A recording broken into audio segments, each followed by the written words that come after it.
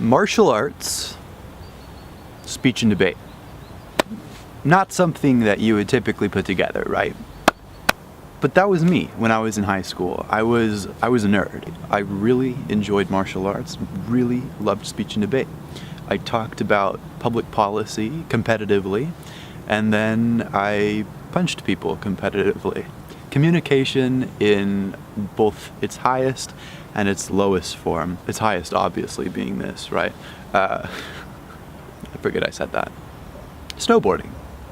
Yes. Friends that I made in speech and debate were also very interested in snowboarding. Not a traditionally nerdy sport, but I guess all nerds are allowed to have one passion that kind of falls outside the norm. So we went up to Tahoe, and there I had one of the most humiliating experiences in my life. I thought, hey, if I can stand on my hands for like 20 seconds at a time, standing on a snowboard should be easy, right?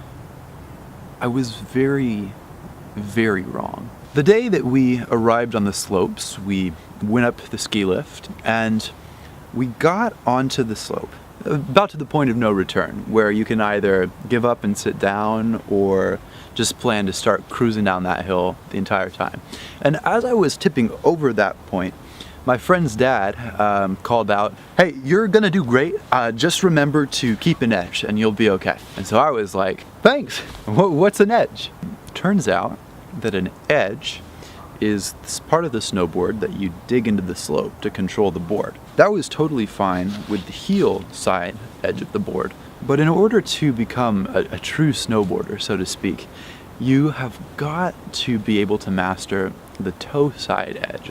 The toe side carve was the bane of my short snowboarding existence. Every time that I tried to rotate over onto the toe side carve, the back side of the board, which was now facing down the mountain, would dip into the snow. This would create a lever that would flip me backwards down the hill. This happened repeatedly. By the time that I finished about 5.5 hours of snowboarding, the entire back side of my posterior was an even, lovely shade of midnight blue, and it maintained that hue for probably the next 1.5 months. The absolute worst part about this was the 5-year-olds. They were like born on skis. They were so good, like little skiing ninjas.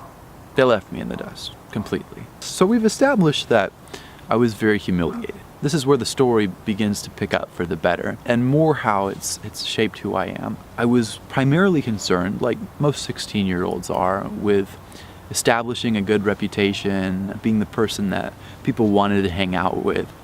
There was something like a mask that I was shaping for myself, that I was building layer by layer, that I could wear in public. A mask that people would appreciate and respect and think of as hip and cool. I was actually really none of those things, but I tried to be. Then snowboarding. All of a sudden, I was just completely incapable of doing anything, keeping up with the group, whatever. These people had been skiing for years. And it was really humbling. It kind of just broke a hole in that mask that I had made for myself. That was the first benefit. The second benefit was giving me a gateway to a better friendship. One of the people I was snowboarding with, his name's Connor, he's really cool. And even though like our friends got fed up and eventually just kind of went off to the double blacks and whatnot, while I stayed on the little green bunny slopes whimpering, he stayed with me.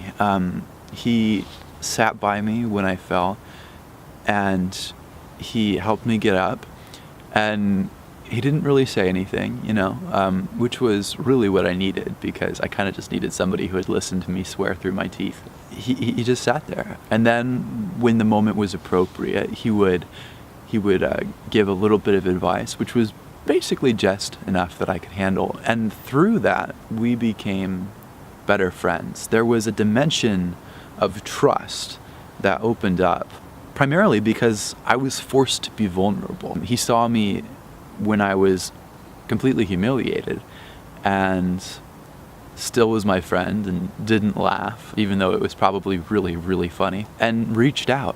And that stuck with me. And to this day, we're still fantastic friends, I believe.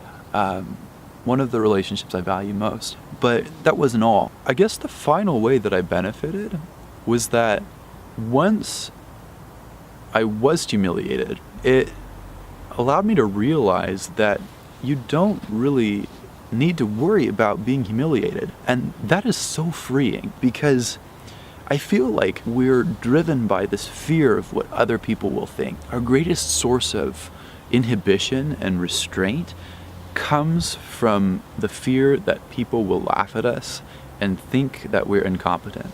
I've learned we really don't need to worry about that. And when we do, we limit our own potential. We get into this rut and we won't step outside of it, and we won't take the risks that are necessary to learn new things, to meet new people, to go new places, to succeed. So in a sense, I'm really glad that I fell that many times on the slopes, because without that, I probably wouldn't have realized that humiliation and whatnot, it's not something that we should fear. Ultimately, it's going to help us grow, and it's going to help us move on to new things.